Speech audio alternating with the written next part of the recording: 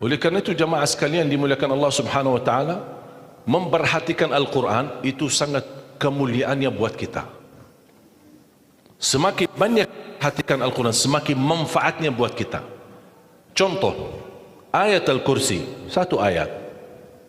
Rasulullah SAW bersabda, "Man qara'a ayat Al-Kursi dubura kulli salatin laysa bainahu wa bainal jannati illa an yamut."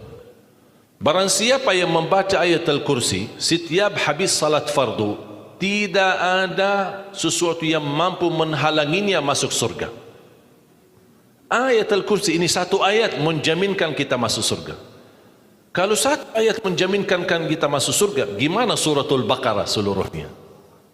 Gimana lagi 30 juz Al-Quran? Kata Siti Aisyah radhiyallahu anha, jumlah tingkatan dalam surga Allah sesuai jumlah ayat Al-Quran. Oleh karena itu tidak ada yang lebih tinggi di dalam surga Allah daripada Ahlul Quran.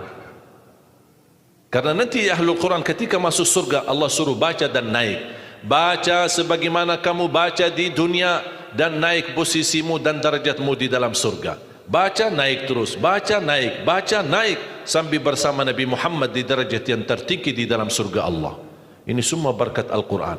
Belum lagi syafaat Al-Quran, belum lagi anak penghafal Al-Quran menghadiahkan 2 mahkota untuk kedua orang tuanya, belum lagi setiap satu huruf dapat 10 kebaikan, belum lagi Al-Quran akan menemani kita saat sakratul maut, belum lagi Al-Quran akan temani kita saat menghadapi mungkar nakir di dalam kubur, belum lagi saat dibangkitkan oleh Allah akan bersama Al-Quran sama kita, belum lagi saat dihisab Al-Quran akan menemani kita, belum lagi saat kita berjalan di atas sirat Al-Quran masih berkenan menemani kita sampai ke pintu surga.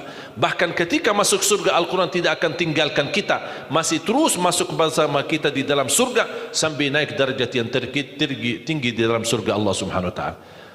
Kewajiban kita cuma satu, coba berapa panjang balasan Al-Quran sampai ke surga, tapi diminta cuma satu, berkenan menjadikan Al-Quran teman kita di dunia. Temanilah Al-Quran, akan Al-Quran berkenan temani kita sepanjang hayat, bahkan sepanjang perjalanan kita menuju surga. Itu kemuliaan Al-Quran. Cukup ada seorang ulama dari At-Tabi'in bernama Abdullah As-Sulami, Abu Abdurrahman Abdullah As-Sulami, Abdullah bin Habib As-Sulami. Ditanya, beliau 70 tahun mengajar Al-Quran. Ditanya, wahai imam, apa yang membuat kamu sabar sampai 70 tahun mengajar Al-Quran? Kata beliau, yang membuat aku sabar dan minat menjaga keistiqomahan, bersabda Rasulullah sallallahu alaihi wasallam, khairukum man ta'allama al-Qur'ana wa 'allamah, sebaik-baik manusia yang mempelajari Al-Quran dan mengajarnya. Itulah ingin saya menjadi orang yang baik bagi manusia, sebagaimana bersabda Rasul, itulah yang membuat saya sabar dalam mempelajari dan mengajar Al-Quran. Siapa yang tidak mau jadi manusia yang terbaik menurut Rasulullah sallallahu alaihi wasallam? Itulah bersama Al-Quran. Mohon maaf, siapa Ali Jabir? Hamba yang biasa, banyak kekurangannya. Yang Allah anugerahkan kemuliaan bukan karena siapa-siapa, tapi karena Al-Quran. Dihormati, didepankan, dan semua orang penghafal Al-Quran, berapapun usianya, dihormati, didepankan, dimuliakan. Semua berkeinginan bisa bersalaman. Kita melihat dan menonton acara Hafiz Indonesia, jangankan anak-anak, bahkan yang cacat luar biasa Allah tunjukkan bagaimana kelebihan Al-Quran.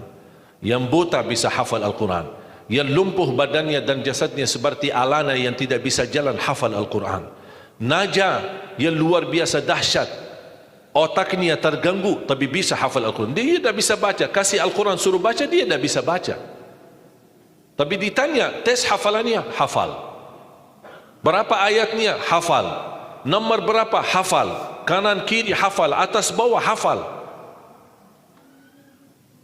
Allah menunjukkan kepada kita, Allah tidak akan melepaskan Al-Quran menjadi jaminan ditolong. Inna nahnu nazzalna dzikra wa inna lahu lahafizun.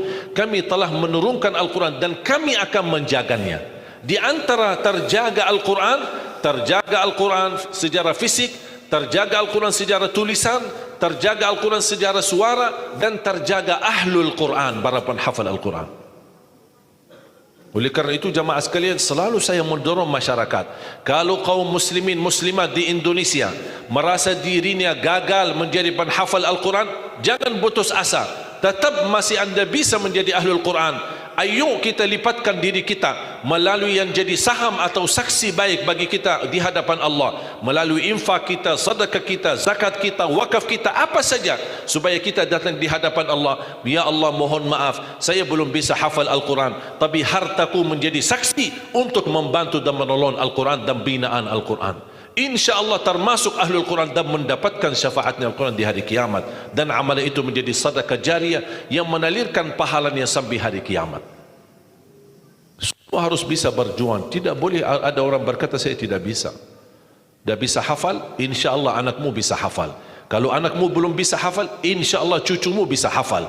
Kalau itu pun tidak berhasil, insya Allah saham walaupun sedikit seikhlasnya bisa menjadi saksi baik. Infaknya, sedekahnya, ikhlasnya, zakatnya, wakafnya, semua bisa menjadi saksi baik. Karena kita mendapatkan sebuah kemuliaan Al-Quran. Al-Quran kitab suci yang tidak ada keraguan di dalamnya. Sayang sekali kita bisa kehabisan berhari-hari tidak baca Al-Quran. Saya harap insya Allah mulai hari ini kita komitmen untuk khatam Al-Quran.